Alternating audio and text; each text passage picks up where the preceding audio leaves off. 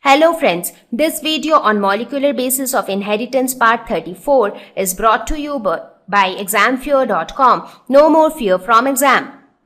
We are now going to talk about a very important topic, that is Human Genome Project. So basically this is about a project which is doing a lot of research trying to understand the exact DNA sequences in the human genome. So let us try to understand what it is. Now, before we talk about the Human Genome Project, let us first talk about the concept of genetic makeup. So, what comes to your mind when you think of the term makeup? Makeup is like maybe decorating yourself. Like mostly the females, they use so much of makeup materials to look better, right? So, that is the kind of makeup which you can think of. But when we talk about genetic makeup, it is about the genetic constituent of each and every individual. Now, you would have observed that all individuals look different. Like if you look at yourself and your friends or your cousins, they all look different. I mean, you are not exactly similar to anybody. Except for the scenario of identical twins. Otherwise, nobody looks exactly identical. So, you might have certain similarities with your siblings, but still there are differences. So, you are able to recognize one person as different from that of another. So, what causes this difference between two individuals? So, any two individuals differ because their DNA sequences differ. So the DNA which is present inside each and every cell of their bodies, so the sequence in the DNA, when I say sequence, what I mean, the sequence of the bases. So since the sequence of bases is differing in each of them, therefore the traits are also differing, and that is why they look different, because end of the day the DNA decides the phenotypic characters of an individual. So if you talk about the look of a person, the features, immunity, etc., they are all determined by the genes, and genes are nothing but the sequences on DNA. So we can say that DNA sequences makes each individual different. So because of this, scientists decided to sequence the human DNA. So higher techniques were needed for the same. But it was worth to understand the genetic makeup, because this would help in curing or preventing several diseases. Now, one such example of a disease like cancer, which can be genetically inherited. So, if the actual cause of such diseases can be determined by looking at the DNA sequences, then such diseases can be prevented. In fact, not only prevented, they can be cured as well. So, they felt that the amount of time or the amount of money that would be spent while doing this research of sequencing human DNA will be worth it. So that is how started this entire Human Genome Project. So it was a mega project. Mega is something extremely big, extremely large, because this project happened on a very large scale. Because we will get to see now what were the goals of this project and what was the scope for this project. So we'll get to know that how big was the aim of this project and how difficult it was. So obviously it was a very big project, a mega project. And determination of human DNA sequences was the basic aim of this project, and for that several genetic engineering techniques were being utilized. And during this project, while this project was going on, several new techniques came up because of advancement in technology. There were many different fields related to genetics, like genetic engineering, bioinformatics. They came into picture, and they all helped the Human Genome Project towards a successful end. So let us see how difficult was this project of human genome understanding.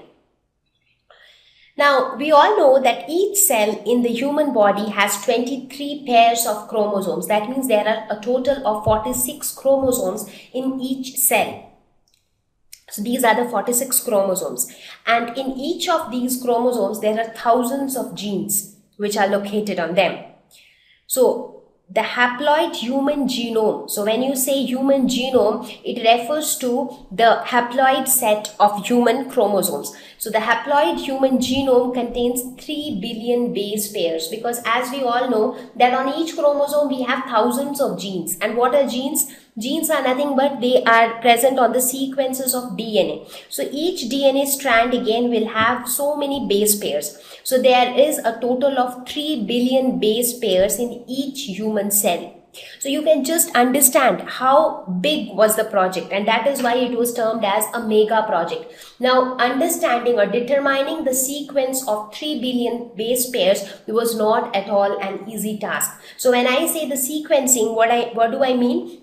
It is like the sequencing which is present on a DNA strand, for example, A, G, T, C, A, T, C, G. So this sequencing basically. So now when you have 3 billion base pairs, so obviously your sequencing is going to be really, really long. So there were many difficulties because of this huge aspect of the project, and the first thing was cost. The cost for sequencing one base pair was approximately $3.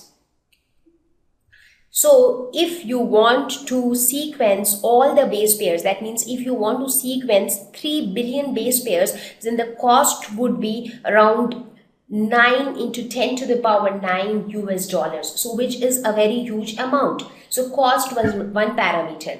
Information storage. Now, even if we sequence the base pairs, so how are we going to store that information? Now, if we start printing the DNA sequences and keep storing them in the form of books, there will be almost around 3,300 books, and each book of 1,000 pages. So can you imagine if you start piling up 3,300 books one above another, where each book is of 1,000 pages, so that height of that pile is going to be almost as tall as a multi-story building.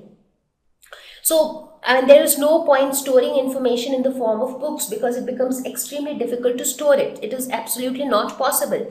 So to store such huge amount of data, fast and highly efficient computational devices are needed. So that was yet another difficulty. Also, high efficient devices were needed for data analysis. So even if you start sequencing, so you also need to decipher the genetic code, and for deciphering the information you need good data analysis tools. So that way also some technology was required. And since the entire process is quite complicated and lengthy, so technical advantage would always be preferred. So these were some of the challenges in front of this Human Genome Project. Now, what were the goals of the Human Genome Project? Why was this project being done? Like, it was definitely being done in order to know the DNA sequences in case of human beings, so that diseases can be cured, diseases can be prevented. More knowledge on how DNA sequencing is done in a human body can be understood. So all those aims or all those purpose of doing of Human Genome Project is clear. But what was the goal of this project? What were they trying to conclude at the end of this project? So some of the goals of Human Genome Project were to identify the genes in human DNA. That is, what are the genes which are present in human DNA? And what do those genes actually represent? So what do they actually code for? So that was one of the goals, to determine the sequences of 3 million base pairs that form the human DNA. As I said, there were 3 billion base pairs, and they wanted to understand the sequence, like how exactly the base pairs are being arranged. To store the information, so whatever information is received or whatever sequencing knowledge is obtained, that has to be stored somewhere. And also to analyze the data. That means not only getting the sequences of DNA, but also deciphering it, also trying to understand which part of DNA is coding for what and what is its significant. Thank you. Please visit www.examfear.com to watch more videos, attempt free online test, get free study material, find tutors and mentors. Thank you once again.